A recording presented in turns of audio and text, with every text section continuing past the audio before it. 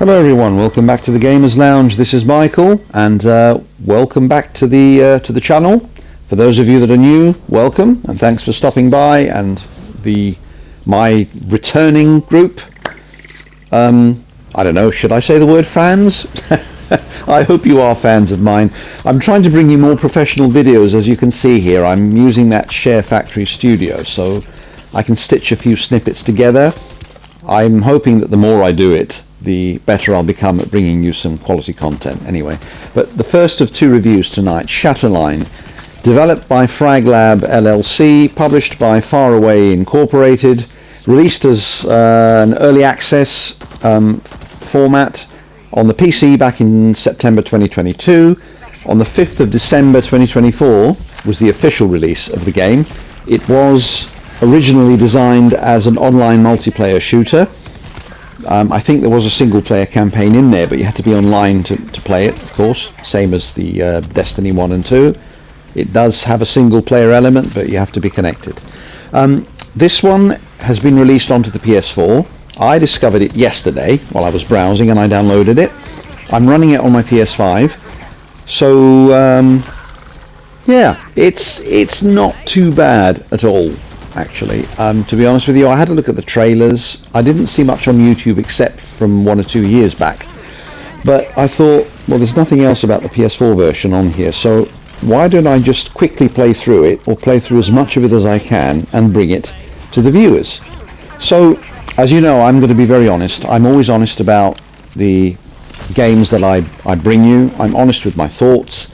I have been playing games since the 70s, and I know what I like, and I also have a very good idea of what the public will like too, depending on the genre that we're reviewing. So the first-person shooter is a very popular genre, as you know.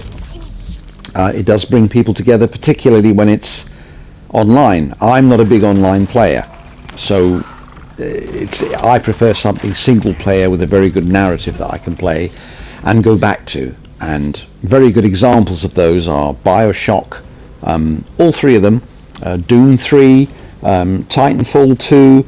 I love the Halo games. I like the PS4 version of Killzone. In fact, I like all of the Killzones actually. They're not bad at all. Resistance: Fall of Man on the PS3. I mean, there are so many, first-person shooters that I could go into. But I don't like too much of a story that, interrupts the gameplay and you have to stop because you have to listen to the dialogue and you have to follow the story and you have to find out this and that and you have to go talking to people.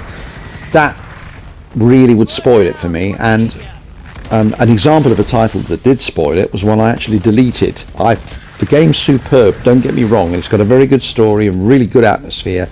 It's called Banishers, and I really liked it, but there was just too much stopping and talking to people and finding out this and that and choosing what responses or what questions you want to throw at these NPCs, and you think, oh.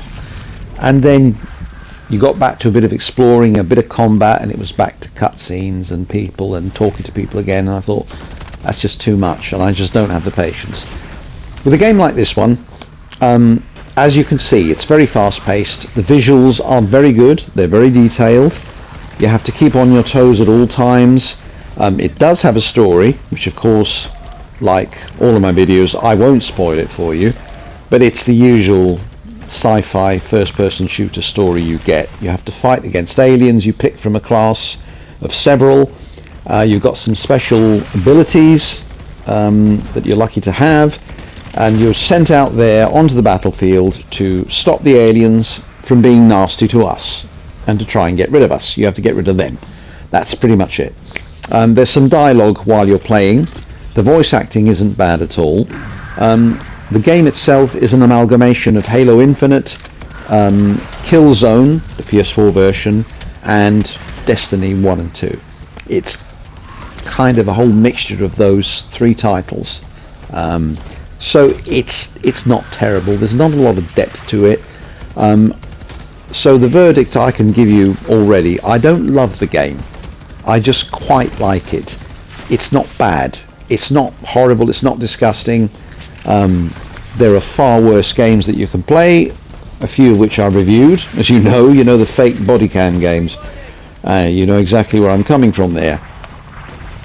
But this one isn't bad. So it's, yeah, it is a tried and tested formula. It's not doing anything new. So it isn't blowing me away. Some narratives keep me hooked because they have a way of introducing you into the game, and they're woven into the gameplay while you're playing it. There's no slowing down and stopping. There are very few cutscenes, and a really good example of that is the BioShock series. The first one is just absolutely fantastic. I do like the third one as well, set in a completely different area, and there's a story, a very good story, but it's woven into the gameplay. You're not stopping to watch a cutscene that lasts a half hour or more, or you know, going around stopping and talking to people and finding out questions. That just, for me, that just drags it down. So it needs to be a narrative that is, you know, running alongside you while you're running around shooting nasties. That's the sort of narrative I want, and this game gives you that. So it isn't awful, but I don't love it, and I can honestly say, for me, it's a 6 out of 10 job. I think it deserves a bit more than 5 out of 10, but it's a 6 out of 10 job. I can't really bring myself around to giving it any more, really, because there are games out there that deserve to have much higher scores that I played. I mean, Doom 3 is another one of my favourite games where you know what the story is, but it has so much atmosphere. It's creepy.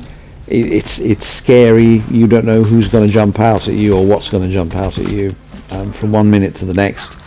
But you know what the story is. You know why you're there.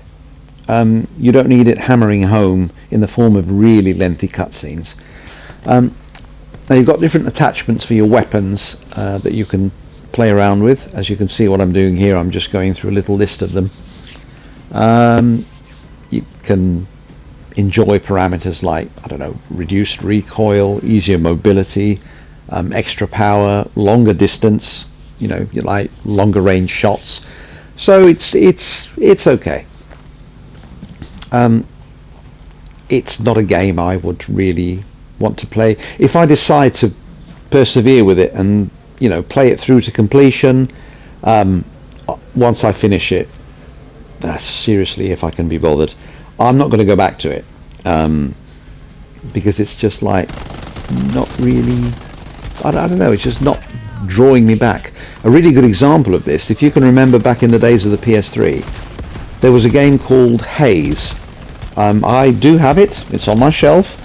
It's a good game, it plays well, it looks good, very responsive, you know, pretty good story, but once you finish it, you just won't go back to it. In fact, I played it through once. I bought it on day of release, I played it through to completion, and I haven't been back to it since. I've tried, but I got bored easily.